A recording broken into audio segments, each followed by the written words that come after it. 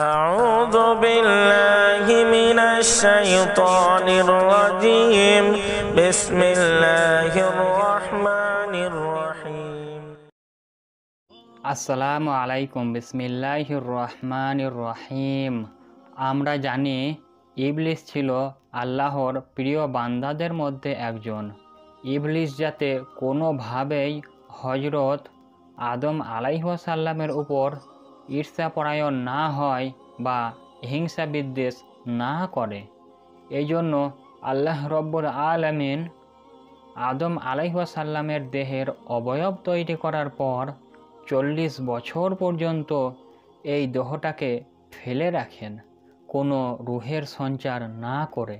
দেখা যেত প্রতিদিনই এই মাটির তৈরি মানবদেহটি পড়ে থাকত, আর ইবলিস এর চারপাশে ঘুরে বেড়াতো। এই দেহটি বছরের পর বছর পড়ে থাকলেও ফারিস্তারা যখন আদম আলাইহিসসালামের এই নিথর শরীরটি দেখত, তখন তিনারা খুব ঘাবড়ে যেতেন। সবচেয়ে বেশি ভয় পেত ইবলিস আদম আলাইহিসসালামের দেহের খুব কাছাকাছি দিয়ে আনাগোনা করত। মুহাদ্দিসগণ বলেন, জান্নাতে হাজার হাজার বছর ইবলিস থাকলেও আদম আলাইহিসসালামের নিথর শরীরটি তৈরি হওয়ার পর থেকে 40 বছর পর্যন্ত ইবলিস প্রতিদিন নিয়ম করে তার আশপাশে ঘুরত আর বিড়বিড় করে বিভিন্ন কথা বলতো এবং তিনাকে বিভিন্নভাবে আঘাত করত। ফলে দেহটি পুরা মাটির মতো ঠনঠনে শব্দ করত। এই কারণে মানুষ সৃষ্টির উপাদানকে পুরা মাটির মতো ঠনঠনে মাটি বলেই অভিহিত করা হয়েছে।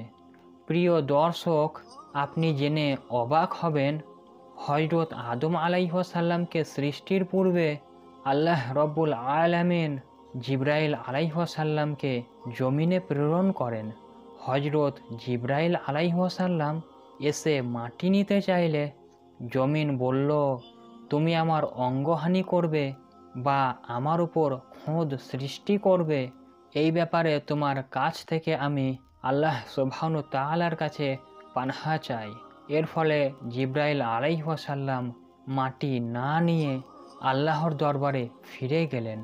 আল্লাহ সুবহানাহু তাআলা সবই জানতেন এবং জিবরাইল আলাইহিসসালাম আল্লাহর দরবারে বললেন, হে আল্লাহ, জমিন আপনার আশ্রয় প্রার্থনা করায় আমি তাকে ছেড়ে দিয়েছি, মাটি আনতে পারিনি। আল্লাহ সুবহানাহু তাআলা তখন কিছু না বলে হযরত মিকাইল আলাইহিসসালামকে মাটি আনার নির্দেশ দিলেন। জমিন মিকাইল আলাইহিসসালামের কাছ থেকেও আশ্রয় প্রার্থনা করল। তারপর মিকাইল আলাইহিসসালামও ব্যর্থ হয়ে আল্লাহ সুবহানাহু তাআলার কাছে ফিরে গেলেন এবং একই কথা বলেন। আল্লাহ সুবহানাহু তাআলা তখনও জবাবে কিছু না বলে এবার হযরত আজরাইল আলাইহিসসালামকে মাটি আনার জন্য আদেশ প্রেরণ করেন। এরপর আজরাইল আলাইহিসসালামকে জমিন দেখে বলল, তুমি আমার অঙ্গহানি করবে বা আমার উপর খোদ সৃষ্টি করবে, এই ব্যাপারে আমি তোমার কাছ থেকে আমি আল্লাহ সুবহানাহু তাআলার কাছে পানাহা চাই। সঙ্গে সঙ্গে আজরাইল আলাইহিসসালাম জবাব দিলেন, তুমি যেই আল্লাহ সুবহানাহু তাআলার কাছে পানাহা চাও, আমি সেই আল্লাহ সুবহানাহু তাআলার নির্দেশ নিয়েই এসেছি। মনে রেখো, আল্লাহর নির্দেশ পালনে আমার মধ্যে কোনো দয়া মায়া নেই। আল্লাহ সুবহানাহু তাআলা যা বলেন আমি তাই করি। অন্য ফারিস্তাদের মতো তুমি আমাকে দয়ালু পাবে না, আমি অনেক কঠোর স্বভাবের। হে জমিন, আজ তোমার বিভিন্ন অংশ থেকে খামচি দিয়ে আমি মাটি তুলে নিয়ে যাব। একইভাবে এই জমিনে আল্লাহ সুবহানাহু তাআলার সৃষ্টি করা যে কোনো প্রাণীর মৃত্যুর সময় ঘনিয়ে এলেও আমি পিছুপা হব না। এই কথা বলেই হযরত আজরাইল আলাইহিসসালাম পৃথিবীর বিভিন্ন স্থান থেকে সাদা, কালো, ধূসর এবং বিভিন্ন রঙের কিছু মাটি সংগ্রহ করে একত্রে মিশিয়ে নিয়ে যান। প্রিয় দর্শক, এই কারণেই বর্তমান পৃথিবীর মানুষের গায়ের রং বিভিন্ন রকমের হয়।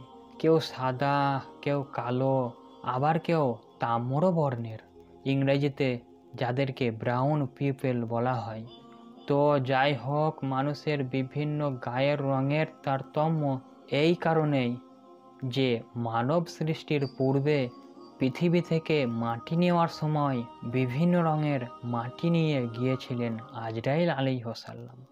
আজরাইল আলাইহিসসালাম মাটি নিয়ে উপস্থিত হলে আল্লাহ তাআলা সেই মাটিগুলিকে ভিজিয়ে নেন, ফলে সেই মাটিগুলো আঠালো হয়ে যায়। সূরা হিজরের 28 থেকে 29 নম্বর আয়াতে আল্লাহ তাআলা বলেন, আউযু বিল্লাহি মিনাশ শাইতানির রাজীম। বিসমিল্লাহির রহমানির রহিম। وإذ قال ربك للملائكة إني خالق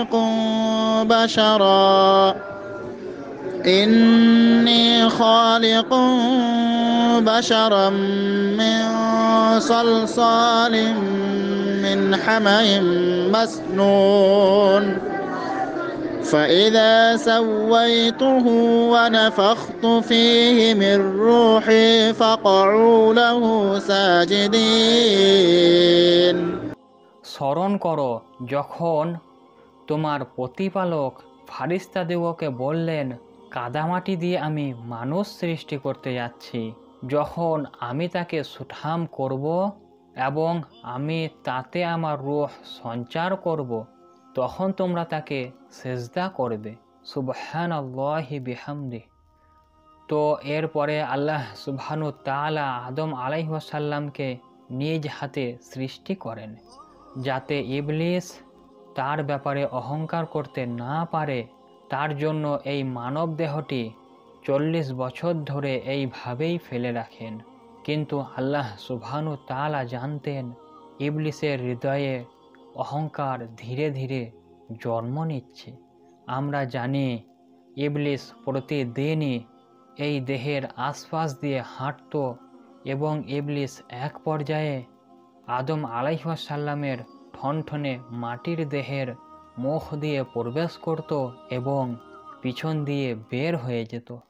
এরপর ইবলিস ফারিস্তাদিগকে বলে, একে তোমাদের ভয় পাওয়ার কোনো কারণ নেই। আমি বুঝতে পারছি না, প্রায় দেখি তোমরা 40 বছর ধরে পড়ে থাকা এই নিথর দেহটিকে দেখে তোমরা ভয় পাও। মনে রেখো, তোমাদের রব হলেন সামাদ তথা অমুকাপেক্ষী, আর এটি একটি শূন্যগর্ভ বস্তু মাত্র। কাছে পেলে একে আমি ধ্বংস করেই ছাড়ব। আল্লাহু আকবার। এরপর এক সুনির্দিষ্ট দিনে আল্লাহ রাব্বুল আলামিন মজলিসের মধ্যে সকল ফারিস্তা এবং ইবলিসের সামনে আদম আলাইহিসসালামের দেহর মধ্যে সেই কুদরতি রূহ ফুঁকে দিলেন। যথাসময়ে আল্লাহ সুবহানাহু তাআলা আদম আলাইহিসসালামের দেহের মধ্যে রূহ সঞ্চার করার পর সাথে সাথে সেই রূহ মাথায় গিয়ে প্রবেশ করে। আদম আলাইহিসসালাম সর্বপ্রথম ব্রেনের সিগন্যাল পায়, তিনার সেন্স কাজ করা শুরু করে। তখন আদম আলাইহিসসালাম সঙ্গে সঙ্গে যে কর্মটি করেন সেটি হলো তিনি একটি উচ্চস্বরে হাঁচি দেন, আল্লাহু আকবার। ততপর আল্লাহ সুবহানাহু তাআলা বলেন, হে আদম, আলহামদুলিল্লাহ বলো। যেহেতু আদম আলাইহিসসালামের মাথায় সেন্স ছিল এবং কান দিয়ে আল্লাহ সুবহানাহু তাআলার কথা শুনতে পেয়েছিল, তাই তিনি দিল থেকে বললেন আলহামদুলিল্লাহ। তারপর আল্লাহ তাআলা ফারিস্তাদিগকে বললেন, তোমরা আদমের আলহামদুলিল্লাহর জবাবে বলো, ইয়া রহমুকাল্লাহ। সাথে সাথে ফারিস্তারা আদমের হাঁচির জবাবে আলহামদুলিল্লাহ বলার কারণে নিজেরা বললেন, ইয়া রহমুকাল্লাহ। এর অর্থ তোমার রব তোমাকে রহম করুন। সুবহানাল্লাহি বিহামদি। কত দয়া, কত ভালোবাসা, কত প্রেম দিয়ে আল্লাহ তাআলা আদম আলাইহিসসালামকে সৃষ্টি করেছেন। এরপর মাথা থেকে আদম আলাইহিসসালামের রূহটি তিনার চোখে প্রবেশ করল এবং যখনই আদম আলাইহিসসালাম আইসাইট তথা দৃষ্টিশক্তি ফিরে পেলেন, সাথে সাথে তিনি জান্নাতের ফল ফলাদির দিকে দৃষ্টি আকর্ষণ করতে শুরু করলেন। এখনও কিন্তু রূহটা নিচের দিকে নামেনি, হাত পা নিথর। তখন আদম আলাইহিসসালাম এই ফলগুলি দেখে অপরূপ দৃষ্টিতে তাকিয়ে থাকলেন, কারণ এত সুন্দর ছিল এই ফল ফলাদি এবং বৃক্ষগুলো। জান্নাতের এই নিয়ামত দেখে চোখের পলক ফেলতে পারছিল না। এরপর আল্লাহ তাআলার হুকুমে আদম আলাইহিসসালামের রূহটি আদম আলাইহিসসালামের পেটে পৌঁছাইল। তখন তিনার মনে খাওয়া দাওয়ার আকাঙ্ক্ষা জেগে উঠল, কেননা চোখ দিয়ে যে ফল তিনি দেখলেন। রূহ যখন পেটে প্রবেশ করল, তখন পেট বলতে থাকলো, আমার ওই ফলটি চাই। আল্লাহু আকবার। ফলে রূহ পা পর্যন্ত পৌঁছানোর আগেই আদম আলাইহিসসালাম তড়িঘড়ি করে জান্নাতের সেই ফলের দিকে ছুটে যাওয়ার চেষ্টা করে, কিন্তু তিনার পা চলছিল না, কেননা আল্লাহ তাআলার হুকুমে মাথা থেকে পেট পর্যন্ত রূহ তখন বিচরণ করছিল, নিচের দিকটাতে এখনও গিয়ে পৌঁছায়নি। তো আদম আলাইহিসসালামের এই ফল ধরার ব্যর্থতা দেখে আল্লাহ রব্বুল আলামিন একটি মন্তব্য করেন, যেটা পবিত্র কোরআনের সূরা আম্বিয়ার 37 নম্বর আয়াতে আছে। أعوذ بالله من الشيطان الرجيم بسم الله الرحمن الرحيم وإذا رآك الذين كفروا إن يتخذونك إلا هزوا أهذا الذي يذكر آلهتكم وهم بذكر الرحمن هم كافرون خلق الإنسان من عجل سأريكم آياتي فلا تستعجلون আল্লাহ সুবহানাহু তাআলা বলেন, সৃষ্টিগতভাবেই মানুষ তাড়াহুড়ো প্রবণ। আল্লাহু আকবার। প্রিয় দর্শক, কথাটির ভিতরে কত মাহাত্ম্য লুকিয়ে আছে একবার ভেবে দেখুন। আমরা আদম সন্তানরা কতটা তাড়াহুড়ো প্রবণ। আমরা ব্যবসা বলেন, বাণিজ্য বলেন, যে কোনো বিষয়ে বলেন, আমরা অনেক তাড়াহুড়ো করি। কোনো একটা মানুষ নতুন একটি চাকরিতে জয়েন করলো, সে চায় রাতারাতি তার প্রমোশন হয়ে যাক, খুব দ্রুত সে কোটিপতি হয়ে যাবে। কেউ ব্যবসা ধরলো, তারা চায় অতি দ্রুত তারা তাদের ব্যবসায় সফলতা পেয়ে যাবে এবং সে অনেক টাকার মালিক হয়ে যাবে। শুধু তাই নয়, দুনিয়াভি বিভিন্ন স্বার্থ হাসিল করার জন্য আমরা অনেক তাড়াহুড়ো করি। এটা মূলত আমাদের সৃষ্টিগত অভ্যাস। আর সেই ব্যক্তি শ্রেষ্ঠ হয় যে এখানে ধৈর্য ধারণ করে এবং ধীর স্থির পায়ে অগ্রসর হয়, কেননা আল্লাহ সুবহানাহু তাআলা ধৈর্যশীলদের সঙ্গে আছেন। আবার ওইদিকে আল্লাহ তাআলা আমাদেরকে তাড়াহুড়ো বানিয়েছেন। এটা আদম সন্তানের জন্য অন্যতম একটি পরীক্ষা যে সৃষ্টিগতভাবে আল্লাহ তাআলা আমাদেরকে তাড়াহুড়ো বানিয়েছেন, কিন্তু যদি আমি নিজের বিবেককে কাজে লাগিয়ে ধৈর্যশীল হই, তাহলে আল্লাহ সুবহানাহু তাআলার কাছে আমি অন্যদের থেকে অনেক বেশি যা খায়ের পাবো। তো আলহামদুলিল্লাহ, এরপরে আল্লাহ তাআলা বললেন, হে আদম, আমি তোমার পুরো শরীরে রূহের সঞ্চার করেছি, তুমি ফারিস্তাদ্বয়ের কাছে গিয়ে দেখো তারা কি বলে। তখন আদম আলাইহিসসালাম ফারিস্তাদের দলের কাছে গিয়ে তিনাদেরকে সালাম দেন। তারা অবশ্যই সালামের জবাবে ও আলাইকুম আসসালাম বাক্যটি বলেন। তখন আল্লাহ তাআলা বলেন, হে আদম, এই যে সালাম দিলে এবং উত্তর পেলে এটা তোমার এবং তোমার বংশের অভিবাদন। এখন থেকে তুমি এটা প্র্যাকটিস করবে এবং ভবিষ্যতেও তোমার বংশধরদের শেখাবে। সঙ্গে সঙ্গে আদম আলাইহিস সালাম জিজ্ঞাসা করলেন, হে আমার রব, আমার বংশধর আবার কে? তখন আল্লাহ সুবহানাহু ওয়া তাআলা বললেন, তুমি আমার 2 হাতের মধ্যে একটি হাত পছন্দ করো তো? তখন আদম আলাইহিস সালাম বললেন, হে আল্লাহ, আমার কাছে তো ডান হাতটাই পছন্দ। তখন আল্লাহ রব্বুল আলামিন তিনার কুদরতি ডান হাত আদম আলাইহিস সালামের পিঠে বোলালেন এবং কিয়ামত পর্যন্ত আগমনকারী সকল মানুষের রূহকে বের করে এনে তিনার সামনে পেশ করলেন। আদম আলাইহিস সালাম তাদের মধ্যে উজ্জ্বল একটি ব্যক্তিকে দেখতে পান। এরপর আদম আলাইহিস সালাম আল্লাহ সুবহানাহু ওয়া তাআলার কাছে জিজ্ঞাসা করলেন, হে আমার আল্লাহ, উনি কে? তখন আল্লাহ সুবহানাহু ওয়া তাআলা বলেন, সে তোমার সন্তান দাউদ। আদম আলাইহিস সালাম জিজ্ঞাসা করলেন, তার আয়ু কত? তখন আল্লাহ তাআলা বললেন, তার আয়ু তোমার সকল নবীদের মধ্যে সব থেকে কম, মাত্র 60 বছর। তখন আদম আলাইহিস সালাম বললেন, হে আমার রব, আমার আয়ু থেকে আমার এই প্রিয় সন্তানকে আরও 40 বছর আয়ু বৃদ্ধি করে দিন।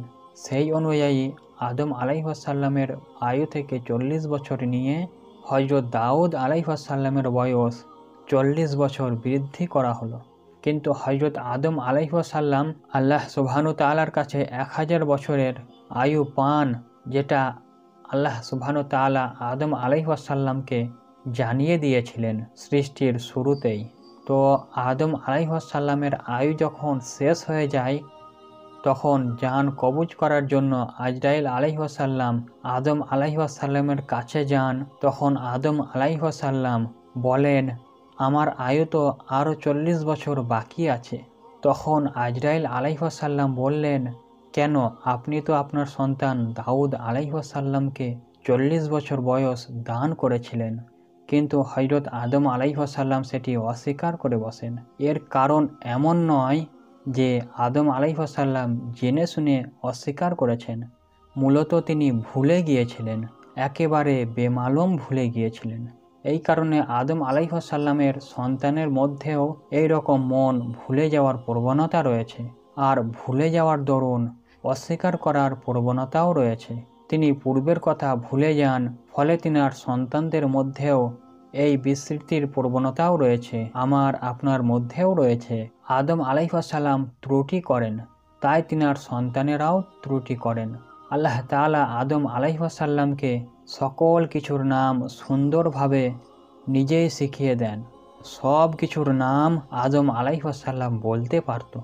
পৃথিবীর শুরু থেকে প্রলয় পর্যন্ত ছোট বড় সকল বস্তুর এলেম এবং সেটি ব্যবহারের যোগ্যতাও আদম আলাইহিস সালামকে দিয়ে দেওয়া হলো।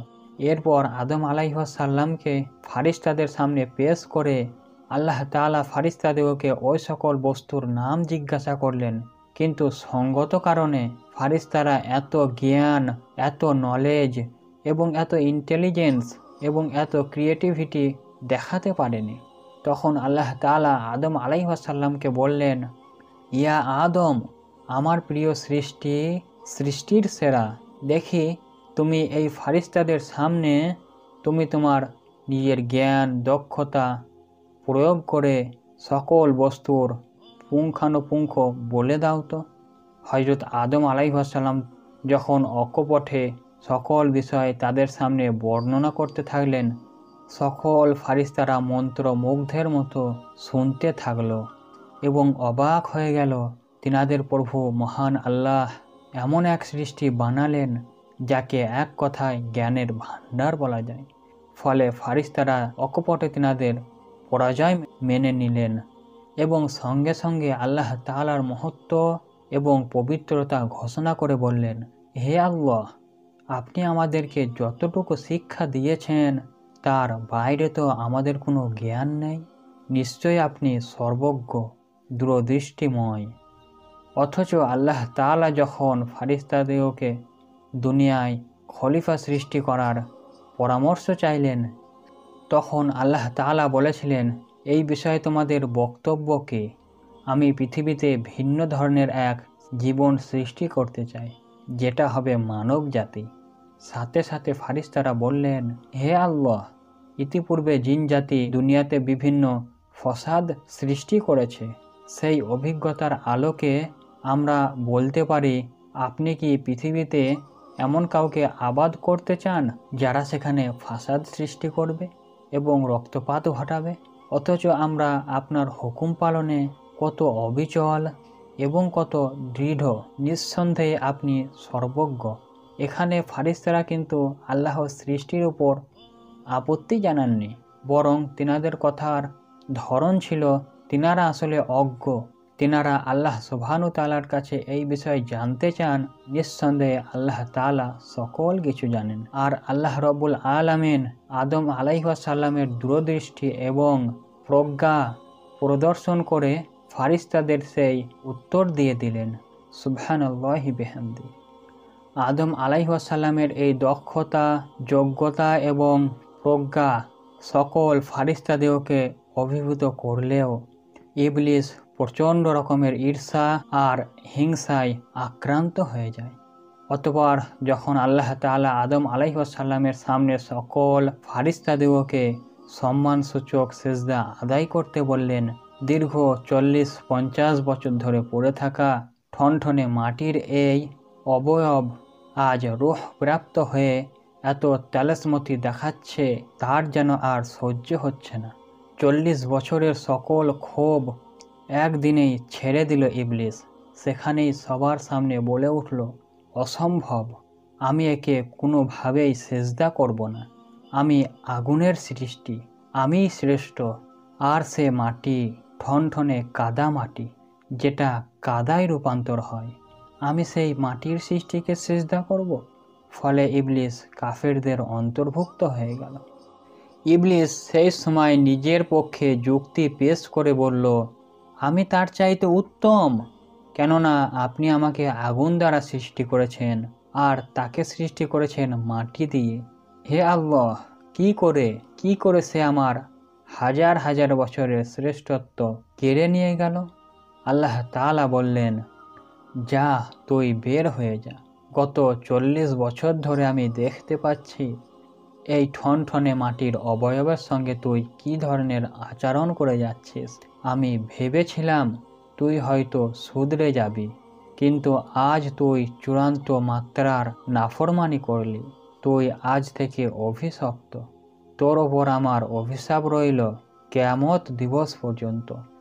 প্রিয় দর্শক, ইবলিসের অভিশপ্ত হওয়ার কারণ ছিল তার গিয়াস।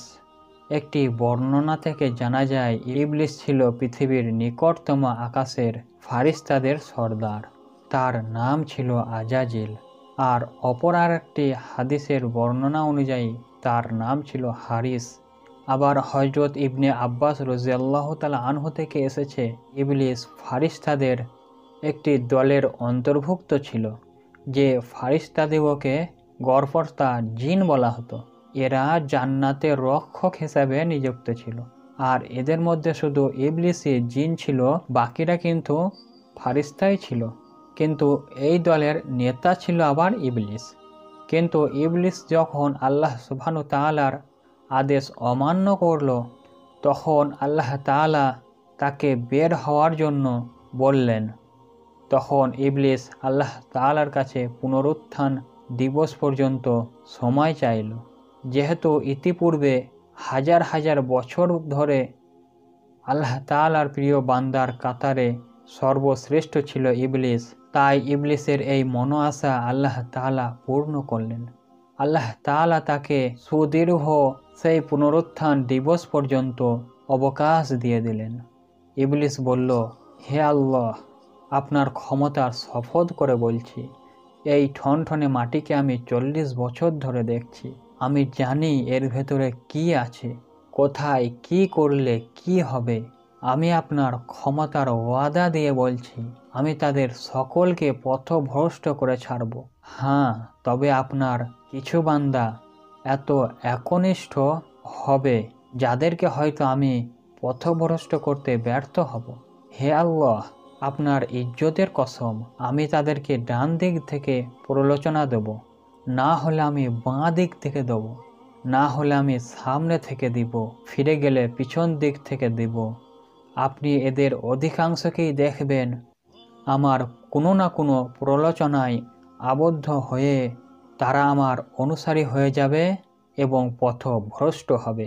আল্লাহ তাআলা তখন বললেন, হ্যাঁ, এটাই সত্য। তবে জেনে রেখো, যারা এই 4 দিক থেকে তোমার পথভ্রষ্ট হয়ে আকাশের দিকে তাকিয়ে হাত তুলে শুধু একটি বারের জন্য বলবে, হে আমার আল্লাহ, আমি তোমার কাছে ক্ষমা চাই, আস্তাগফিরুল্লাহ, আমি ক্ষমা চাই, আমি সাথে সাথে তার সকল গুনাহ ক্ষমা করে দিব। সুবহানাল্লাহি বিহামদিহি। অতঃপর আল্লাহ তাআলা বললেন, আর যারা পরিপূর্ণভাবে তোমার অনুসারী হয়ে যাবে, আমি তাদেরকে দিয়ে এবং তোমাকে নিয়ে জাহান্নাম পূর্ণ করব। সূরা আরাফ আয়াত নম্বর 14। বিসমিল্লাহির রহমানির রহিম। قال أنظرني إلى يوم يبعثون। তো প্রিয় দর্শক, আদম আলাইহিস সালামের 5টি শ্রেষ্ঠত্ব রয়েছে। এর 1 নম্বর হচ্ছে আল্লাহ তাআলা আদম আলাইহিস সালামকে তিনার নিজের কুদরতে হাত দিয়ে সৃষ্টি করেছেন। 2 নম্বর হচ্ছে আল্লাহ তাআলা নিজে তিনার মধ্যে রূহ ফুঁকে দিয়েছেন। আল্লাহ তাআলা তিনার কুদরতে মুখ দিয়েই এই কাজটি করেছেন। আল্লাহু আকবার! কত শ্রেষ্ঠ সৃষ্টি! আর কোনো সৃষ্টির জন্য আল্লাহ তাআলা এতটা শ্রম সাধনা দেননি, শুধু কুন ফায়াকুন বলে সৃষ্টি করে দিয়েছেন। কিন্তু আদম আলাইহিস সালামের ক্ষেত্রে এমনটা হয়নি। আল্লাহ তাআলা কঠোর শ্রম দিয়ে আদম আলাইহিস সালামকে সৃষ্টি করেছেন। এই কথা আল্লাহ তাআলা পবিত্র কোরআন পাকেও স্বীকার করেছেন। আদম আলাইহিস সালামের 3য় শ্রেষ্ঠত্ব হলো তিনাকে সকল বস্তুর নাম শিক্ষা দিয়েছেন। তাই আদম আলাইহিস সালামের এর জন্য শ্রেষ্ঠত্ব রয়েছে, ক্রিয়েটিভিটি রয়েছে। আদম আলাইহিস সালাম সৃষ্টিশীল, সৃজনশীল। আদম আলাইহিস সালাম দক্ষ, অভিজ্ঞ, প্রজ্ঞা সম্পন্ন। আর কোনো সৃষ্টি এত ইউনিক নয়। আল্লাহু আকবার! 4 নম্বর হচ্ছে তেনাকে সিজদা করার জন্য আল্লাহ সুবহানাহু তাআলা ফেরেশতাদেরকে নির্দেশ দিয়েছেন। 5 নম্বর হচ্ছে আদম আলাইহিস সালাম একাই মাটি থেকে সৃষ্টি, আর বাকি সবাই পিতামাতার মাধ্যমে সৃষ্টি। এখানে আমরা অনেকেই বলি আমরা সকলেই মাটি থেকে তৈরি। ব্যাপারটা আসলে তা নয়। মাটি থেকে সৃষ্টির কথাটা আল্লাহ তাআলা শুধুমাত্র বলেছেন আদম আলাইহিস সালামের ক্ষেত্রে। আদম আলাইহিস সালাম মাটি থেকে সৃষ্টি, আর আমরা আদম আলাইহিস সালাম থেকে সৃষ্টি, অর্থাৎ পিতা মাতার মাধ্যমে সৃষ্টি। সুবহানাল্লাহি বিহামদিহি। এরপর হাওয়া আলাইহিস সালামের সৃষ্টি হলো। সিজদা অনুষ্ঠানের পর আল্লাহ তাআলা আদম আলাইহিস সালামের জুরি হিসাবে তিনার অবয়ব থেকে একটি অংশ নিয়ে, অর্থাৎ আদম আলাইহিস সালামের পাঁজর থেকে তিনার স্ত্রী হযরত হাওয়া আলাইহিস সালামকে সৃষ্টি করলেন। আর এই কারণেই স্ত্রী জাতি স্বভাবগতভাবেই পুরুষ জাতির অনুগামী। স্ত্রী জাতি একাকী জীবনযাপন করতে পারে না। তারা মানসিক, শারীরিক সকল প্রশান্তি খুঁজে পায় যখন তারা পুরুষের সংস্পর্শে আসে। একইভাবে একজন পুরুষ তার স্ত্রীর সঙ্গী ব্যতীত একাকী জীবনযাপন করতে পারে না। সেটা তার জন্য দুর্বিষহ হয়ে দাঁড়ায়। যখন সে তার স্ত্রীর সংস্পর্শে আসে, সে মানসিক, শারীরিক প্রশান্তি ফিরে পায় এবং তারা পরস্পরের প্রতি প্রচণ্ডভাবে আকৃষ্ট। মাটি থেকে সৃষ্টি হওয়ায় আল্লাহ তাআলা এই প্রাণীর নাম দিলেন আদম, এবং তিনার পাঁজর থেকে সৃষ্টি হওয়া তিনার সঙ্গীর নাম আল্লাহ তাআলা দিলেন হাওয়া। আল্লাহ তাআলা বললেন, হে মানব জাতি, তোমরা তোমাদের প্রতিপালককে ভয় করো, যিনি তোমাদেরকে এক ব্যক্তি হতে সৃষ্টি করেছেন, আর তিনি তার থেকে তিনার সঙ্গিনীকেও সৃষ্টি করেছেন, এবং যিনি তিনাদের 2 জন থেকে বহু নর ও নারী ছড়িয়ে দিয়েছেন পুরো বিশ্বময়। সূরা নিসা আয়াত নম্বর 1। بسم الله الرحمن الرحيم يا أيها الناس اتقوا ربكم الذي خلقكم من نفس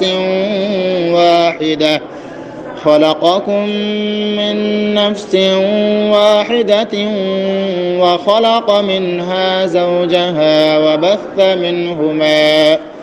وبث منهما رجالا كثيرا ونساء واتقوا الله الذي تساءلون به والأرحام إن الله كان عليكم رقيبا আল্লাহু আকবার। কত সুন্দরভাবে আল্লাহ তাআলা এই নারী এবং পুরুষের চমৎকার ইউনিক ক্রিয়েটিভিশন তৈরি করলেন। তো এবার আসি নিষিদ্ধ বৃক্ষ নিয়ে। এখানে আমাদের অনেক কিছু অজানা রয়েছে। আল্লাহ তাআলা আদম আলাইহিস সালামের উদ্দেশ্যে বললেন, তোমরা দুইজন জান্নাতে বসবাস করো এবং এখান থেকে যা খুশি খেয়ে বেড়াও, তবে সাবধান এই গাছটির নিকটে যেও না, তাহলে তোমরা সীমা লঙ্ঘনকারীদের অন্তর্ভুক্ত হবে। এখানে একটি কথা বলে রাখি, এখানে তিনাদের দুজনকেই নিষিদ্ধ বৃক্ষের কাছে যাওয়ার ব্যাপারে মানা করা হয়েছিল। কিছু কিছু মুফাসসিরগণের মতে সেই গাছটি ছিল আঙ্গুর গাছ। অপর একটি বর্ণনা থেকে জানা যায় ইহুদিদের ধারণা মতে গাছটি ছিল গমের গাছ। ওহাব রহমতুল্লাহ আলাইহের মতে সেই গাছের দানাগুলো ছিল মাখনের চেয়েও নরম এবং মধুর চেয়েও মিষ্টি। অপর আরেকটি বর্ণনায় বলা হয় সেটি ছিল ডুমুর গাছ। অন্য আরেকটি জায়গায় বলা হয়েছে সেটি ছিল একটি গাছ যার ফল খেলে পবিত্রতা নষ্ট হয়ে যায়, কিন্তু জান্নাতে পবিত্রতা নষ্ট হওয়া অনুচিত। মোট কথা এই মতবাদগুলো প্রায় কাছাকাছি, তবে লক্ষণীয় হলো এই গাছটি নির্দিষ্ট কিসের গাছ তা কিন্তু আল্লাহ তাআলা নির্দিষ্ট করে উল্লেখ করেননি। তো এবার আসুন ইবলিসের ধোঁকার ঘটনা নিয়ে আলোচনা করি। অভিশপ্ত ইবলিস তার প্রথম লক্ষ্য হিসাবে আদম আলাইহিস সালাম এবং হাওয়া আলাইহিস সালামের বিরুদ্ধে প্রতারণার জাল নিক্ষেপ করল। সেই অনুযায়ী ইবলিস প্রথমে খুব আপনজন হয়ে গেল, মানে ক্লোজ ফ্রেন্ড হয়ে গেল, এবং নানা রকমের কথা দিয়ে তাদের মন ভোলাতে লাগলো। ইবলিস আদম আলাইহিস সালামকে কুমন্ত্রণা দিয়ে বলেছিল, হে আদম, আমি কি তোমাকে বলে দিব অনন্ত জীবন, গ্রোথ, বৃক্ষের কথা এবং অক্ষয় রাজত্বের কথা? সূরা তাহার 120 নম্বর আয়াতে আল্লাহ তাআলা বলে দিয়েছেন ইবলিস ঠিক কী ধরনের বাক্য দিয়ে আদম আলাইহিস সালামকে ফাঁদে ফেলে দিয়েছিল। তো এখানে মূল বিষয় হচ্ছে ইবলিস বলছিল, আমি কি তোমাদেরকে এমন একটি বৃক্ষের সন্ধান দিব যার ফল খেলে তুমি স্থায়ী জীবন লাভ করবে?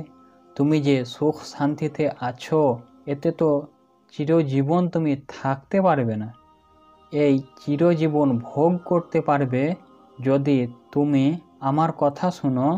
তুমি একটি রাজত্ব পাবে, তোমার কখনোই বিনাশ হবে না। এক পর্যায়ে ইবলিস তাদেরকে বলল, ওই যে আল্লাহ সুবহানাহু তাআলা তোমাদেরকে ওই গাছটির কাছে যেতে নিষেধ করেছিলেন, তার কারণ হলো সেখানে গেলে তোমরা ফারিস্তা হয়ে যাবে এবং এখানকার চিরস্থায়ী বাসিন্দা হয়ে যাবে। এরপর ইবলিস কসম খেয়ে বলল, অবশ্যই আমি তোমাদের হিতাকাঙ্ক্ষী। সূরা আরফে আল্লাহ তাআলা বলেন, ইবলিস কসম খেয়ে বলেছিল যে আমি তোমাদের প্রিয় বন্ধু। وقاسمهما إني لكما لمن الناصحين وقاسمهما إني لكما لمن الناصحين। আর এইভাবেই ইবলিস আদমকে ফাঁদে ফেলে দেয়। এবং নিষিদ্ধ গাছের প্রতারণার জালে ফেলে দেয়। তো সেখানে গিয়ে আদম আলাইহিসসালাম এবং হাওয়া আলাইহিসসালাম যখন সেই ফল আস্বাদন করে, সাথে সাথে তিনাদের লজ্জাস্থানগুলো এক একজনের কাছে অন্যজনেরটা প্রকাশিত হয়ে যায়। আল্লাহু আকবার, কি লজ্জাজনক ব্যাপার! এবং তারা তড়িঘড়ি করে গাছের পাতা দিয়ে লজ্জাস্থানগুলো ঢাকতে লাগলো। প্রিয় দর্শক, আপনারা সবাই জানেন মানুষ সৃষ্টিগতভাবেই কিন্তু লজ্জাপ্রবণশীল। দেখবেন একটি শিশু 2 বছর বয়স থেকে যখন আস্তে আস্তে একটু বয়স বাড়তে শুরু করে, মানে 4 কিংবা 5 বছর হয়ে যায়, তখন আপনি কিন্তু তাকে উলঙ্গ অবস্থায় রাখতে পারবেন না। সে কোনো না কোনোভাবে এটা সেটা দিয়ে ঢেকে নিবে, অথবা সে নিজ মুখেই বলবে, আমার উলঙ্গপনাকে ঢেকে দাও, আমাকে প্যান্ট পরিয়ে দাও। একটি বাচ্চাও কিন্তু উলঙ্গকে সহ্য করতে পারে না, সে কোনো না কোনোভাবেই নিজের লজ্জাস্থান ঢাকতে চাইছে। এই লজ্জাস্থান ঢাকার প্রবণতা এবং লজ্জা, এটা মানুষের সহজাত প্রবৃত্তি। এটাকে উন্মুক্ত করে দিয়েছিল ইবলিস সেই গাছের ফল খাইয়ে। আর আজও ইবলিস এই কৌশল অবলম্বন করে। ইবলিসের টার্গেট থাকে মানুষকে উলঙ্গ করে দেওয়া। দুনিয়াতে ইবলিস আজ পর্যন্ত উলঙ্গপনাকে মানুষের কাছে আকর্ষণীয় করে রেখেছে। ঢেকে রাখার ব্যাপারটাকে তারা মানব অধিকারের লঙ্ঘন হিসাবে প্রচার করছে।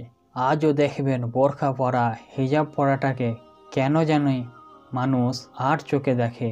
খোলামেলা পোশাকটাকে স্বাধীনতা বলে, খোলামেলা পোশাকটাকে তারা প্রগতি বলে, এবং অশ্লীলতা, লজ্জাহীনতা এটাকে স্মার্ট বলা হয়, আর লজ্জা সম্পূর্ণ মানুষদেরকে বোকা বলা হয়। তো প্রিয় দর্শক, এটাই কিন্তু ইবলিসের সফলতা। তো যাই হোক, তখন আদম আলাইহিসসালাম এবং হাওয়া আলাইহিসসালাম অনুতপ্ত হলেন, কেননা তারা ইতিমধ্যে এমন এক বিব্রতকর পরিস্থিতিতে পড়েছে তা তিনারা কল্পনাও করতে পারেননি। কেননা উভয়ের সামনে উভয়ের লজ্জাস্থান প্রকাশ হয়ে গিয়েছে, যেটা এতটা লজ্জাজনক ছিল যে তারা কল্পনাও করতে পারেননি। আর তিনারা বুঝতে পারলেন যে তিনারা নিজেদের উপর জুলুম করেছেন। সাথে সাথে বললেন, হে আল্লাহ, আমরা নিজেদের উপর জুলুম করেছি। রব্বানা যালামনা আনফুসানা ওয়া ইল্লাম তাগফির লানা ওয়া তারহামনা লানাকুনান্না মিনাল খাসিরিন। হে আল্লাহ, যদি আপনি আমাদেরকে ক্ষমা না করেন তবে অবশ্যই আমরা ক্ষতিগ্রস্তদের অন্তর্ভুক্ত হয়ে যাব। তখন আল্লাহ সুবহানাহু ওয়া তাআলা তিনাদেরকে বললেন, হ্যাঁ, তবে তোমরা জান্নাত থেকে আপাতত নেমে যাও। তোমরা একে অপরের শত্রু, কারণ সে তোমাদেরকে পথভ্রষ্ট করেছে। সে কিন্তু আমার কাছে ইস্তেগফার করেনি, আর এই কারণে সে কিয়ামত পর্যন্ত অভিশপ্ত। কিন্তু হে আদম, তুমি ইস্তেগফারের মাধ্যমে আবারও আমার কাছে শ্রেষ্ঠ হলে। কিন্তু প্রাথমিক পর্যায়ে যে অপরাধ তোমাকে বারবার নিষেধ করা সত্ত্বেও তুমি করে ফেলেছ, তার জন্য সাময়িক শাস্তিস্বরূপ এই কিছুদিনের জন্য তোমাদেরকে দুনিয়াতে থাকতে হবে, এবং সেখানকার জীবন কিন্তু জান্নাতের মতো এতটা সুন্দর এবং আরামদায়ক হবে না। কিন্তু সেখানেও সম্পদ রয়েছে, সেটাও তুমি ভোগ করতে পারবে। তার জন্য তোমাকে অনেক শ্রম দিতে হবে। মূলত আদম আলাইহিসসালাম ছিলেন নিষ্পাপ। তিনার নিষ্পাপতা বিষয়টিকে দৃঢ় ও মজবুত করে দিয়ে কুরআন মাজিদে বলা হয়েছে, আর নিঃসন্দেহে আমি আদম থেকে একটি অঙ্গীকার নিয়েছিলাম, এরপর সে তা ভুলে গেল, আর আমি তাকে দৃঢ়তার মধ্যে পাইনি। মানে ওই যে ওয়াদা, সে ব্যাপারে সে দৃঢ় ছিল না, এটাই তার ভুল ছিল। সূরা তাহা আয়াত নম্বর 115। বিসমিল্লাহির রহমানির রহিম। ولقد عهدنا إلى آدم من قبل فنسي ولم نجد له عزما।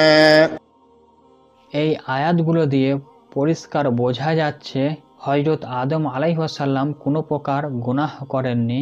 যতটুকু ব্যাপার ঘটেছে তাতে তিনার ইচ্ছাকৃত কোনো হাত নেই, বরং এটি শয়তানের কুমন্ত্রণায় সংঘটিত হয়েছে। আদমের যা ভুল ছিল তা হচ্ছে সুদৃঢ় থাকতে পারেনি, সে কুমন্ত্রণার জালে ফেঁসে গিয়েছে। আদম আলাইহিসসালাম যে অপরাধী নয়, এই ব্যাপারটা আমরা মূসা আলাইহিসসালামের কথোপকথন থেকেও পাই। রাসূলুল্লাহ সাল্লাল্লাহু আলাইহি ওয়াসাল্লামের বর্ণনা থেকে জানা যায় হযরত মূসা আলাইহিসসালাম হযরত আদম আলাইহিসসালামের কথোপকথন আল্লাহর রসুল বলেছেন। সেখানে দেখা যায় হযরত মূসা আলাইহিসসালাম হযরত আদম আলাইহিসসালামকে বলছিলেন, আপনি তো মানুষকে আপনার অপরাধ দ্বারা জান্নাত থেকে বের করে দিয়েছেন এবং তাদেরকে দুর্বিপাকে ফেলেছেন। তখন আদম আলাইহিসসালাম বললেন, হে আমার পুত্র মূসা, আল্লাহ তাআলা তিনার রিসালাত কালাম দিয়ে আপনাকে বিশিষ্ট মণ্ডিত করেছেন। আপনি কি আমাকে এমন একটি কাজের জন্য তিরস্কার করছেন যেটি আমাকে সৃষ্টি করার আগেই আল্লাহ তাআলা আমার নামে লিখে রেখেছেন? সেটা তকদিরের অন্তর্ভুক্ত ছিল। সহিহ বুখারী হাদিস নম্বর 4738। তো এই হাদিসটা থেকে স্পষ্ট বোঝা যাচ্ছে রাসূলুল্লাহ সাল্লাল্লাহু আলাইহি ওয়াসাল্লাম বর্ণনায় বলেন, এতে আদম আলাইহিসসালাম মূসা আলাইহিসসালামের উপর বিজয়ী হন তিনার প্রজ্ঞাপূর্ণ এই বক্তব্যটা দিয়ে, এবং মূসা আলাইহিসসালাম সঙ্গে সঙ্গে ক্ষমাপ্রার্থী হন আদম আলাইহিসসালামের কাছে।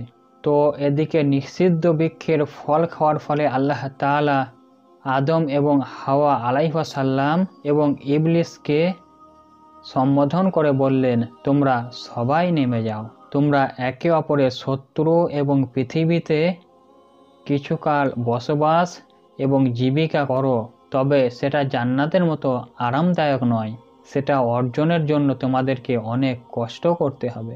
জানা যায় ইবলিসের সঙ্গে একটি সাপ ছিল, আর কিছু কিছু বর্ণনা মতে আদম আলাইহিসসালাম, হাওয়া আলাইহিসসালাম এবং ইবলিসের মতো সাপের প্রতি ওই একই আদেশ ছিল, অর্থাৎ সাপ সহ এই চারজনকেই পৃথিবীতে নামিয়ে দেওয়া হয়।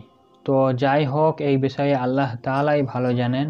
তবে রাসূলুল্লাহ সাল্লাল্লাহু আলাইহি ওয়াসাল্লামের একটি হাদিস থেকে পাওয়া যায়, সাপ হত্যার আদেশ দিয়ে আল্লাহ তাআলা বলেন, যেদিন এগুলোর সঙ্গে আমরা লড়াই শুরু করেছি সেদিন থেকে আজ পর্যন্ত এগুলোর সঙ্গে আর আমরা সন্ধি করিনি।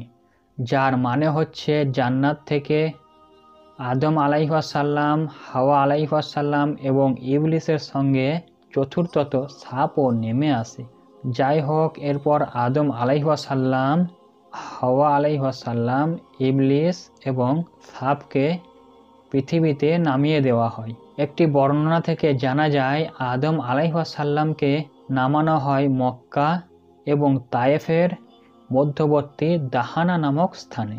হাসান রহমতুল্লাহ আলাইহি বলেন, আদম আলাইহিসসালামকে নামানো হয়েছিল ভারতে, হাওয়া আলাইহিসসালামকে নামানো হয়েছিল জেদ্দায় এবং ইবলিসকে নামানো হয়েছিল ইরাকের বসরা থেকে মাইল কয়েক দূরে দস্ত মিশন নামক স্থানে, আর সাপকে নামানো হয়েছিল ইরানের ইস্পানে।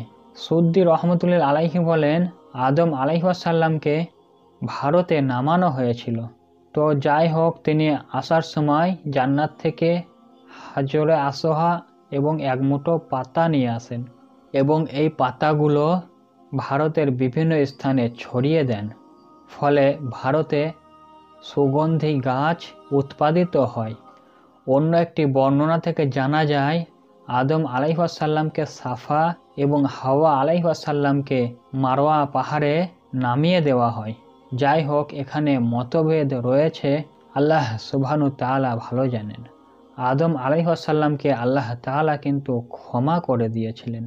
প্রিয় দর্শক, জান্নাত থেকে পৃথিবীতে নামিয়ে দেওয়ার সময় যাবতীয় বস্তুর প্রস্তুত আল্লাহ তাআলা শিখিয়ে দেন আদম আলাইহিসসালামকে। এর আগেই আল্লাহ তাআলা আদম আলাইহিসসালামকে ক্ষমা করে দিয়েছেন এবং জান্নাত থেকে টেক অফ করে পৃথিবীতে ল্যান্ড করার পূর্বে আল্লাহ তাআলা পুনরায় অত্যন্ত আবেগ এবং ভালোবাসার সাথে যাবতীয় বস্তুর প্রণালী আবার শিখিয়ে দেন আদম আলাইহিসসালামকে এবং জান্নাতের ফল ফলাদি থেকে তিনার খাবারেরও ব্যবস্থা করে দেন। মানে পৃথিবীতে আসার পরও জান্নাত থেকে ফল ফলাদির ব্যবস্থা আল্লাহ তাআলা তিনাকে করে দেন। হযরত আদম আলাইহিসসালাম প্রবল আবেগ আর ক্রন্দনরত চোখ নিয়ে আল্লাহ সুবহানাহু ওয়া তাআলার দিকে তাকিয়ে বলল, হে আমার আল্লাহ, আমি আজ জান্নাত থেকে চলে যাচ্ছি, একবার শুধু বলুন, আমি যদি তওবা করি ফিরে আসি তাহলে আমি কি এখানে আসার আবার সুযোগ পাবো? আল্লাহ তাআলা আদমের এই আবেগপ্রবণ কথাগুলো শুনে সঙ্গে সঙ্গে বলেছিলেন, নিশ্চয়ই হে আদম, আমি তোমাকে ভালোবেসে সৃষ্টি করেছি। কুরআন মাজিদে বর্ণিত রয়েছে আদম আলাইহিসসালাম তিনার প্রতিপালকের হুকুম অমান্য করল, ফলে সে ভ্রমে পতিত হলো। এরপর তার প্রতিপালক তাকে মনোনীত করলেন এবং ক্ষমাপরায়ণ হলেন এবং তিনাকে পথ নির্দেশ করলেন। সুবহানাল্লাহ। এটা সূরা তাহার 121 নম্বর আয়াত।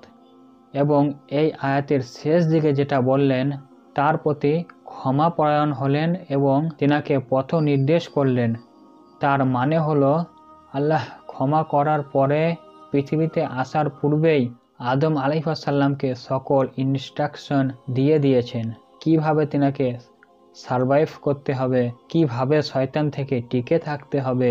এবং আদম আলাইহিসসালামের আবেগপ্রবণ যেই আকুতি, অর্থাৎ পুনরায় জান্নাতে ফিরে আসার আকুতি, সেই ব্যাপারেও পরিপূর্ণ আশ্বস্ত করে আল্লাহ সুবহানাহু ওয়া তাআলা বললেন, হে আমার প্রিয় বান্দা, তোমাকে আমি অনেক ভালোবেসে সৃষ্টি করেছি, অবশ্যই তুমি জান্নাতে ফিরে আসতে পারবে, তবে তোমাকে একটি নির্দিষ্ট টাইম, একটি সার্টেন পিরিয়ড তোমাকে পৃথিবীতে স্টে করতে হবে, কাটাতে হবে, সেখানে থাকতে হবে। তো যাই হোক, একটি বর্ণনা থেকে পাওয়া যায় রাসূলুল্লাহ সাল্লাল্লাহু আলাইহি ওয়াসাল্লাম বলেছেন, আল্লাহ তাআলা হযরত আদম আলাইহিসসালামকে 60 হাত দীর্ঘ করে সৃষ্টি করেছেন এবং তিনাদের সন্তানদের উচ্চতা কমতে কমতে বর্তমান সময়ে এসে পৌঁছেছে। এই হাদিস থেকে প্রমাণিত হয় যে হযরত আদম আলাইহিসসালামকে সৃষ্টি করা হয়েছিল 60 হাত দৈর্ঘ্য দিয়ে, তার বেশি নয়। ইবনে আব্বাস রাদিয়াল্লাহু তাআলা আনহু থেকে বর্ণিত, আল্লাহ তাআলা আদমকে নির্দেশ দেন, আমার আরশ বরাবর পৃথিবীতে আমার একটি সম্মানিত স্থান রয়েছে, তুমি সেখানে গিয়ে আমার জন্য একটি ঘর নির্মাণ করো এবং সেটি তাওয়াফ করো, যেমনটি ফারিস্তারা আমার আরশ তাওয়াফ করে। এরপর আল্লাহ সুবহানাহু ওয়া তাআলা আদম আলাইহিসসালামের কাছে ফারিস্তা পাঠালেন, তিনি আদম আলাইহিসসালামকে সেই জায়গাটি দেখিয়ে দেন এবং হজের করণীয় কাজগুলো শিখিয়ে দেন। ইবনে জারির রাহমাতুল্লাহ আলাইহি আরও উল্লেখ করেন যে দুনিয়ার যেখানে যেখানে আদম আলাইহিসসালামের পদচারণা হয়, পরবর্তীকালে সেখানে এক একটি জনবসতি গড়ে ওঠে।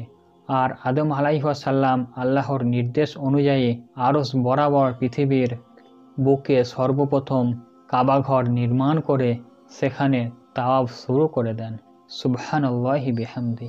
প্রিয় দর্শক, সর্বপ্রথম পৃথিবীতে আসার পর আদম আলাইহিসসালাম অনেক খাদ্য কষ্টে ভুগছিলেন, খাবারের জন্য কোনো কিছু খুঁজে পাচ্ছিলেন না। জিবরাইল আলাইহিসসালাম আল্লাহর নির্দেশে 60টি গমের বীজ নিয়ে উপস্থিত হন। অনেক মুহাদ্দিসগণ বলেন, আদম আলাইহিসসালাম তখন জিজ্ঞাসা করলেন, হে জিবরাইল, এগুলো কি? উত্তরে জিবরাইল আলাইহিসসালাম বলেন, এটা তো আপনার সেই নিষিদ্ধ বৃক্ষের ফল, যা খেয়ে আজ আপনি এখানে এসে উপস্থিত হয়েছেন। আদম আলাইহিসসালাম জিজ্ঞাসা করলেন, এগুলো দিয়ে এখন তাহলে আমি কি করব? তখন জিবরাইল আলাইহিসসালাম বললেন, ওগুলো তো জান্নাতে নিষিদ্ধ ছিল, কিন্তু পৃথিবীতে এগুলো অনেক পুষ্টিকর খাবার, পৃথিবীতে টিকে থাকতে হলে এগুলো আপনাকে খেতে হবে, আর এগুলো খাওয়ার জন্য আপনাকে জমিনে রোপণ করতে হবে। তো এখানে উল্লেখ্য যে সেই 60টি গমের বীজ প্রতিটির ওজন ছিল দুনিয়ার বর্তমান এক একটি গমের বীজ থেকে কয়েকশো গুণ বড়। বীজগুলো রোপণ করার পর ফসল উৎপন্ন হলো আদম আলাইহিসসালাম সেটিকে কেটে মাড়িয়ে পিষে আটা তৈরি করলেন, আর পুরো প্রক্রিয়াটি জিব্রাইল আলাইহিসসালাম হাতে কলমে শিখিয়ে দিলেন। তারপর সেটি খামির করে রুটি তৈরি করলেন, আর এই সর্বপ্রথম রুটি বানাতে গিয়ে আদম আলাইহিসসালামের মাথা থেকে ঘাম পায়ে পড়ল। অর্থাৎ এই যে গম, সেটাকে বাকল খুলে রোদে শুকিয়ে আবার মাড়াই করে আটা করে তার সঙ্গে বিশুদ্ধ পানি মিশিয়ে খামির করে রুটি বানিয়ে আবার আগুনে সেটা সেকা পর্যন্ত আদম আলাইহিসসালাম এতটাই শ্রান্ত এবং ক্লান্ত হয়ে পড়েছিলেন যে মাথার ঘাম পায়ে পড়ল। সাথে সাথে জিব্রাইল আলাইহিসসালাম বললেন, হ্যাঁ, এইভাবেই বহু কষ্ট এবং শ্রমের পর তোমাকে খাবার পেতে হবে। এটাই দুনিয়ার রীতি, এটা জান্নাত নয়। এই প্রসঙ্গে আল্লাহ তাআলা বলেন, সুতরাং সে যেন কিছুতেই জান্নাত থেকে বের করে না দেয়, জান্নাত থেকে বের করে দিলে তোমরা দুঃখ পাবে। সূরা তাহা আয়াত নম্বর 117। বিসমিল্লাহির রহমানির রহিম। فقلنا يا آدم إن هذا عدو لك ولزوجك فلا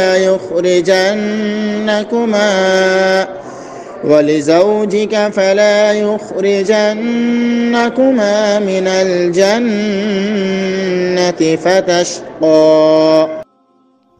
এই সূরা তাহার 117 নম্বর আয়াতের শেষে আল্লাহ তাআলা যেই কথাটা বললেন, আদম আলাইহিসসালামকে পূর্বেই জান্নাতে এই কথাটা বলেছিলেন যে, আদম সাবধান, জান্নাত থেকে বের করে দিলে তোমরা দুঃখ পাবে। তোমরা দুনিয়াতে আসলে এইভাবে আটা ময়দা জোগাড় করে রুটি বানিয়ে খেতে তোমাদের জান বের হয়ে যাবে। অনেক কষ্ট করে রিজিক জোগাড় করতে হবে, জান্নাতে কত শান্তিতে থাকতে পারতে। তো যাই হোক, সবই আল্লাহ সুবহানাহু তাআলার হুকুম। আর এর মাধ্যমে আজ পর্যন্ত আদম সন্তান রিজিকের জন্য শয়তানের ফাঁদে পড়ছে। এই রুজি রুটির জন্য কত হালাল হারাম কত কিনা করছে। আর কেন এসব করতে হচ্ছে?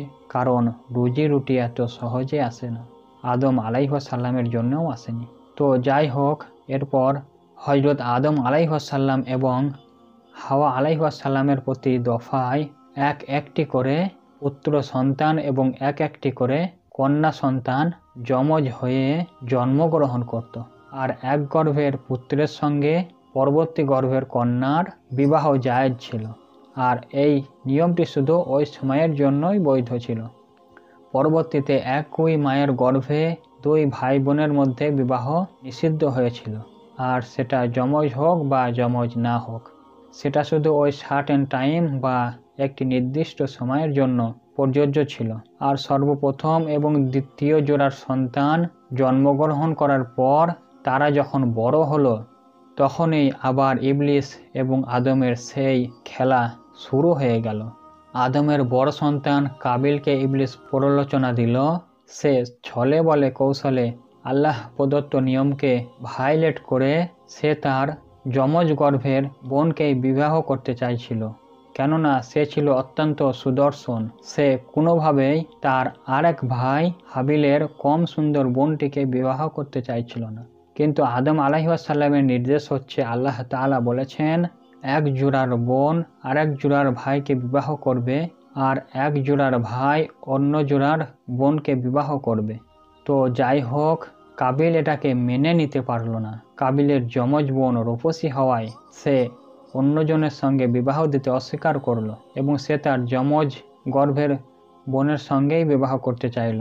এবং আদম আলাইহিসসালাম হাবিলের সঙ্গে সেই মেয়েটির বিবাহ দেওয়ার আদেশ করলেন। কাবিল সেটা অগ্রাহ্য করল। এর ফলে মীমাংসার জন্য হযরত আদম আলাইহিসসালাম হাবিল এবং কাবিল দুজনকেই কোরবানি করতে বললেন। তখন একটি নিয়ম ছিল যে কোরবানি করলে আল্লাহ সুবহানাহু ওয়া তাআলা আসমান থেকে আগুন দিয়ে তা গ্রাস করে নিতেন এবং এর ফলে মানুষ বুঝতে পারত যে তার কোরবানি কবুল হয়েছে। তো যেহেতু হাবিল বকরি চারক এবং গরু মহিষ পালন করত, তাই হাবিল একটি মোটা তাজা পশু কোরবানি করে, আর কাবিল কোরবানি দেয় নিজের উৎপাদিত নিম্নমানের এক বোঝা শস্য। তারপর আসমান থেকে আগুন এসে হাবিলের কোরবানি গ্রাস করে নেয়, কিন্তু কাবিলের কোরবানি অগ্রাহ্য হয়। মূলত তখন নিয়ম ছিল, যার কোরবানি কবুল হবে আগুন এসে তার কোরবানিকে গ্রাস করবে। সেই অনুযায়ী হাবিলের কোরবানি কবুল হয়ে যায় আর কাবিলের কোরবানি কবুল হয় না। এতে কাবিল হাবিলের উপর ক্ষেপে যায় এবং বলে, আমি তোমাকে হত্যা করেই ছাড়ব, যাতে তুমি আমার বোনকে বিবাহ করতে না পারো। উত্তরে হাবিল বলল, আল্লাহ তাআলা শুধুমাত্র মুত্তাকিদের কাছ থেকেই কোরবানি কবুল করে থাকেন। এই কথা শোনার পরে কাবিল আরও উত্তপ্ত হয়ে গেল। সে বলতে থাকলো, তার মানে আল্লাহ সুবহানাহু তাআলা শুধু তোমাকে মুত্তাকি বানাবে, আমাকে বানাবে না? আমি মুত্তাকি নই? দাঁড়া, আজই তোকে আমি শেষ দিচ্ছি। মুত্তাকি যখন হতেই পারবো না, তোকে আমি শেষ করেই ছাড়ব। প্রিয় দর্শক, এই যে মারাত্মক রকমের রাগান্বিত হয়ে যাওয়া, এর ভিতরে অনেক শিক্ষা লুকিয়ে আছে। সৃষ্টি লগ্নের শুরু থেকেই এই সকল ঘটনা ঘটেছে। এই থেকে আমাদেরকে শিখতে হবে। আজকের জামানাতেও আমরা একজন আরেকজনের কোনো দোষ ত্রুটি ধরি, তখন খুব সহজেই কিন্তু আমরা মেনে নিতে চাই না। ধরুন, কেউ আপনার কোনো দোষ ধরে দিলে আপনি উল্টো তার সঙ্গে রাগান্বিত হয়ে যান, এই তুমি আমার দোষ ধরার কি? এবং আপনি আগে তাকে যতটা পছন্দ করতেন, আপনার দোষ বলে দেওয়ার কারণে আপনি তখন থেকে তাকে অপছন্দ করা শুরু করে দেন। অথচ সেই ব্যক্তি আপনার দোষ ধরার মাধ্যমে সব থেকে বড় উপকার করলো। আপনি চাইলে পরিশুদ্ধও হতে পারতেন, কিন্তু আমরা তা করি না। আমরা ইগোতে নিয়ে নিই। আর মনে রাখবেন, অহংকার, ইগো, এটা মূলত শয়তানের প্ররোচনায় হয়। আর এই রাস্তাটাই হচ্ছে ধ্বংসের রাস্তা। এই থেকে হত্যা, এই থেকেই আসলে জীবন ধ্বংসের মুখে চলে যায়। আজও এইগুলো রয়েছে। ভাই ভাই কথা কাটাকাটি হচ্ছে, একজন আরেকজনকে এমন কিছু বলেছে, অহংকারের বশে একজন অন্যজনকে হত্যা করেছে। এসব ঘটনা আজও ঘটছে, যা হাবিল কাবিলের সময় থেকেই শুরু হয়ে আসছে। তো যাই হোক, হাবিল যখন কাবিলকে বলল শুধুমাত্র মুত্তাকিদের কোরবানি কবুল করা হয়, কাবিল তখন বলল, ও আচ্ছা, তুই মুত্তাকি আর আমি মুত্তাকি হতে পারিনি, তাহলে তোর মতো মুত্তাকিকে যদি আমি মেরে ফেলি, তাহলে আমি সুন্দরী মেয়েটিকে বিবাহ করতে পারবো। আল্লাহু আকবার। সে শয়তানের প্ররোচনায় প্রলুব্ধ হয়ে তার নিজ ভাইকে হত্যা করল। আল্লাহু আকবার। ইন্না লিল্লাহি ওয়া ইন্না ইলাইহি রাজিউন। সে পাথর দিয়ে আঘাত করে তার আপন ভাইকে যখন হত্যা করতে আসলো, তার ভাই বলল, হে আমার প্রিয় ভাই, তুমি আমাকে আঘাত করলেও আমি প্রতিরোধমূলকভাবে তোমাকে আঘাত করতে যাব না, কারণ আমি আল্লাহ সুবহানাহু তাআলাকে ভয় করি। আমি জানি আমাকে মারলে আমার পাপ এবং তোমার পাপ উভয় সমেত তুমি জাহান্নামে যাবে, অথচ আমি হয়ে যাব নিষ্পাপ। সুবহানাল্লাহ। এইসব শুনে কাবিল আরও রাগান্বিত হলো, কারণ তার কাছে এই সকল হেদায়েতের বাণী যেন গা জ্বালা ভাব নিয়ে আসছিল। দেখবেন আজকালকার জামানাতেও আপনি কাউকে নামাজ বা সালাতের কথা বলবেন, সে অত্যন্ত রাগান্বিত হয়ে যাবে, যেন তার গা জ্বলে উঠছে। ধর্মের কথা বললে, কালিমার কথা বললে গা জ্বলে ওঠে। এদের সঙ্গে কাবিলের যথেষ্ট মিল রয়েছে। আপনার আমার মধ্যে যদি কখনো কোরআন, সুন্নাহ, হাদিস অথবা নামাজ কালামের কথা যদি কেউ বলে, নসিহার কথা যদি কেউ বলে, আর আমাদের যদি গা জ্বলে, তবে বুঝতে হবে এটি কাবিলের রাস্তা অনুসরণ করা হচ্ছে। কাবিলের হেদায়েতের কথা শুনলে মেজাজ আরও খারাপ হয়ে যেত এবং সে তার প্রিয় ভাই হাবিলকে হত্যা করল। অথচ হাবিল ছিল শক্তিমত্তায় কাবিল থেকে দ্বিগুণ। হাবিল চাইলে এক হাত দিয়ে একটা ঘুষি মারলে কাবিলকে খুঁজেও পাওয়া যেত না, কিন্তু তার শরীরে শক্তি থাকলে কি হবে, হৃদয়ে ভরপুর ছিল ঈমান। আল্লাহু আকবার। তো যাই হোক, পাথর দিয়ে নিজ ভাই হাবিলের মাথা চূর্ণ বিচূর্ণ করে দিল কাবিল। আল্লাহ রব্বুল আলামিন সূরা মাইদার 30 নম্বর আয়াতে বলেন, বিসমিল্লাহির রহমানির রহিম فطوعت له نفسه قتل أخيه فقتله فأصبح من الخاسرين। অতঃপর সে তার ভাইকে হত্যা করল, ফলে সে ক্ষতিগ্রস্তদের অন্তর্ভুক্ত হয়ে গেল। কাবিল যেই দিন তার ভাইকে হত্যা করেছিল সেই দিনই নগদে আল্লাহ তাআলা তাকে একটি শাস্তি প্রদান করেছিল, তবে সেটা মারাত্মক নয়, সেটা শুধুমাত্র দুনিয়াভি শাস্তি। আখিরাতেরটা হবে সবচেয়ে ভয়ঙ্কর। পিতামাতার অবাধ্যতা, ভাইয়ের প্রতি হিংসা এবং পাপের শাস্তি স্বরূপ দুনিয়াতে কাবিলকে যে শাস্তি আল্লাহ তাআলা দেন সেটা হচ্ছে অলৌকিকভাবে তার পায়ের গোছাকে উরুর সঙ্গে ঝুলিয়ে তার মুখমণ্ডলকে সূর্যের মুখী করে রাখা হয়েছিল বেশ কয়েকদিন। হাদিসে এসেছে রাসূলুল্লাহ সাল্লাল্লাহু আলাইহি ওয়াসাল্লাম বলেছেন, পরকালের জন্য শাস্তি সঞ্চিত করে রাখার সঙ্গে সঙ্গে আল্লাহ তাআলা তাকে নগদ কিছু শাস্তি প্রদান করে। শাসকের বিরুদ্ধাচরণ এবং আত্মীয়তার বন্ধন বিচ্ছিন্ন করার মতো জঘন্য অপরাধ এই পৃথিবীতে আর নেই। একটি হাদিস থেকে জানা যায় রাসূলুল্লাহ সাল্লাল্লাহু আলাইহি ওয়াসাল্লাম বলেছেন, অন্যায়ভাবে যে ব্যক্তি নিহত হয় তার খুনের একটি দায় আদম আলাইহিস সালামের প্রথম পুত্র কাবিলের উপর বর্তায়, অর্থাৎ কাবিলই এই পৃথিবীতে খুন এবং হত্যার প্রথা সর্বপ্রথম সূচনা করেছিল। এদিকে নিজ ভাই হাবিলকে হত্যা করার পর তার লাশটা দীর্ঘ 1 বছর পর্যন্ত এখানে সেখানে লুকিয়ে রেখেছিল, কারণ সে বুঝতেই পারছিল না কিভাবে এটাকে দাফন করতে হবে। এখানে আমরা অনেকেই জানি না যে এটা 1 বছর পর্যন্ত পড়েছিল। আল্লাহ পাক ভালো জানেন সে সময় মানুষের দেহ অবয়ব কেমন ছিল যে দীর্ঘ 1 বছরেও সে লাশটি পচে যায়নি বা দুর্গন্ধ হয়নি। অথবা হাবিল এক নেককার বান্দা হয়, আল্লাহ সুবহানাহু ওয়া তাআলা তিনার দেহকে পচাননি। তো যাই হোক, এই 1 বছর পর্যন্ত ঘুরে ফিরে কখনো এখানে কখনো সেখানে সে লাশ নিয়ে ঘুরেছে, একবারও কিন্তু সে লাশ ত্যাগ করে চলে যায়নি। অতঃপর 1 বছর পর আল্লাহ রব্বুল আলামিন কাবিলের কাছে একটি কাককে পাঠালেন এবং দেখা গেল 2টি কাক ঝগড়া করে একটি কাক আর একটি কাককে মারলো এবং অতঃপর অন্য কাকটি মৃত কাকটিকে মাটি খুঁড়ে সেখানে দাফন করলো। এই দৃশ্য দেখে কাবিল বলল, হায়, আমি কি এই কাকের মতো হতে পারলাম না যাতে আমার ভাইয়ের লাশ গোপন করতে পারি। অতঃপর সে অনুতপ্ত হলো কিন্তু তওবা করল না। সূরা মায়দার 21 নম্বর আয়াতে আল্লাহ তাআলা বলেন, বিসমিল্লাহির রহমানির রহিম يا قوم ادخلوا الأرض المقدسة التي كتب الله لكم ولا ترتدوا على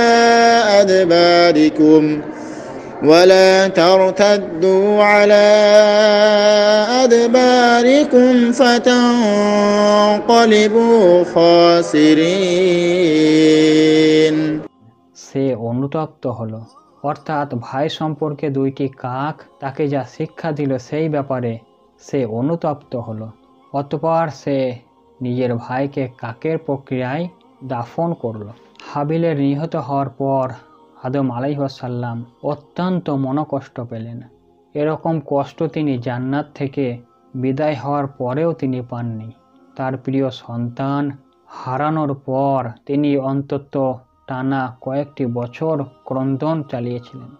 এরপর তিনার প্রতি আল্লাহ রব্বুল আলামিনের দয়া হলো এবং হাবিলের থেকেও কয়েক গুণ বেশি দিনদার নেককার এক সন্তান হাওয়া আলাইহিস সালাম প্রসব করলেন, যার নাম ছিল সীত আলাইহিস সালাম, যার অর্থ আল্লাহর দান। সীত শব্দটির অর্থ হলো আল্লাহর দান। তাই আল্লাহ সুবহানাহু ওয়া তাআলার নির্দেশে তাদের এই সন্তানের নাম রেখেছিলেন শীষ। একটি বর্ণনা থেকে জানা যায় 104টি পুস্তিকা আদম আলাইহিস সালামের উপর নাজিল করেন, যার উপর 50টি নাজিল করেন শীষ আলাইহিস সালামের উপর। সুবহানাল্লাহি বিহামদি। পিতা পুত্র দুজনেই নবী ছিলেন এবং দুজনের উপরেই ধারাবাহিকভাবে পুস্তিকা নাজিল হতো।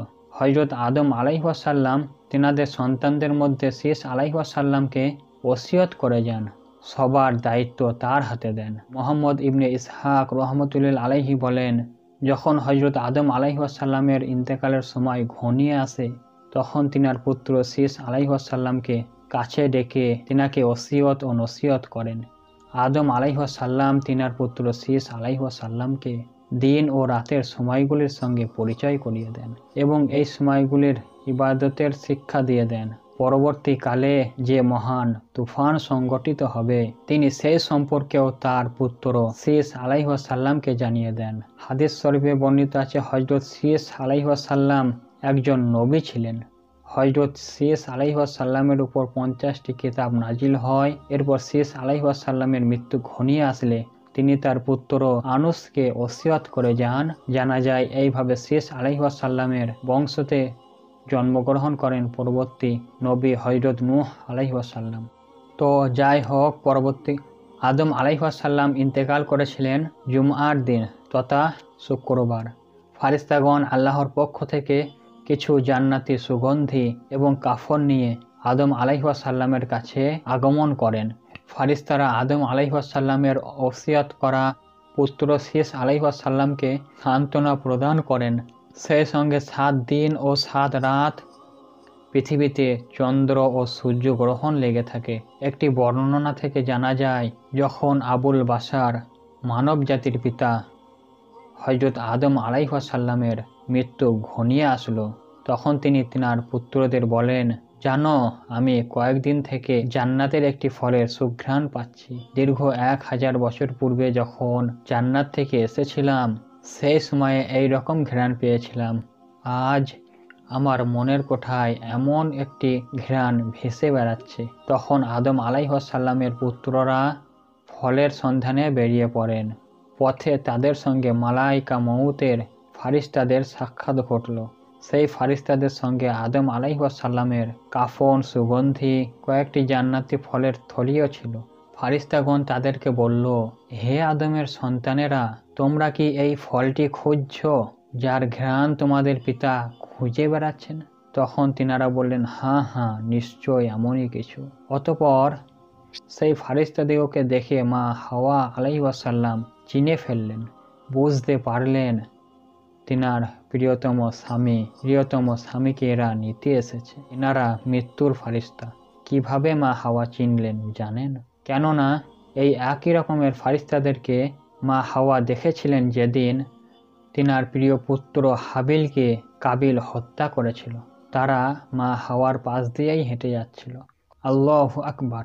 যে কারণে আদম আলাইহিসসালামের জান নেওয়ার জন্য মালাইকাল মাউত ফারিস্তাদিগকে দেখে মা হাওয়া আলাইহিসসালাম বললেন, না না, তোমরা ভেতরে আসবে না, তোমরা এখানে স্বাগত নও।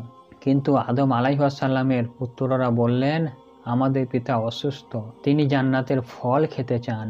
আম্মা জান, তাদেরকে সুযোগ দিন, তিনারা আমাদের পিতাকে ফল খাওয়াবেন। মা হাওয়া আলাইহিসসালাম বললেন, পুত্ররা, তোমরা জানো না এরা কারা, তোমরা চলে যাও এখান থেকে। অতঃপর আদম আলাইহিসসালাম প্রিয়তম স্ত্রীর কপালে চুম্বন দিয়ে বললেন, হে প্রিয়তম, সময় এসেছে আমাদের সেই শান্তিপূর্ণ স্থানে গমন করা। আমি যাচ্ছি, তুমিও আবার ফিরে আসবে। ইনশাআল্লাহ আমাদের সেই বাগানে আবার দেখা হবে, যেখান থেকে আমরা এখানে ফিরে এসেছিলাম। এই বলে স্ত্রীকে জড়িয়ে ধরলেন, চুম্বন করলেন। মা হাওয়া অঝরে কাঁদতে থাকলেন এবং এই কান্নায় পুরো পৃথিবী কেঁদে উঠল। কিছু সময়ের জন্য তিনাদের সন্তানরা স্তব্ধ হয়ে গেল।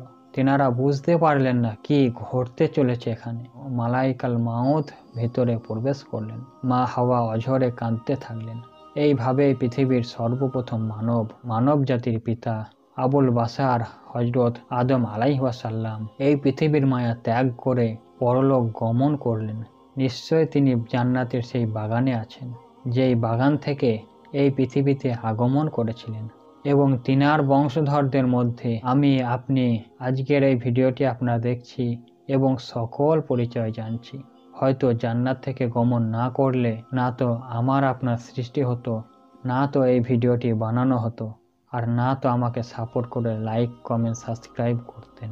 হে আল্লাহ, আমাদেরকে সঠিক পথে অবিচল রাখুন, যাতে আমরাও আদম আলাইহিসসালামের ছেড়ে আসা সেই বাগানের মালিক হতে পারি, যাতে আমরা সকলেই আমাদের সেই আদম আলাইহিসসালামের সঙ্গে জান্নাতের বাগানে সময় কাটাতে পারি। হে মাবুদ, আপনি ব্যতীত আর কোনো সাহায্যকারী নেই। শয়তানের প্ররোচনার হাত থেকে আমাদেরকে রক্ষা করুন। আর মৃত্যুর সময় আদম আলাইহিসসালাম তিনার সবচেয়ে প্রিয় পুত্র শীষকে একটি জগৎ বিখ্যাত বাক্য বলে গিয়েছিল। বলেছিল, প্রিয় পুত্র, কিয়ামতের আদ পর্যন্ত এই পৃথিবীতে অসংখ্য নবী রসুল আসবে, আর প্রত্যেকটি নবী একটি বাক্য বলে যাবে। আর সেই বাক্যটি যদি হৃদয়ে এবং মুখে ধারণ করে রাখো, তবে অবশ্যই জান্নাতের বাগানে তোমার সঙ্গে আমার দেখা হবে।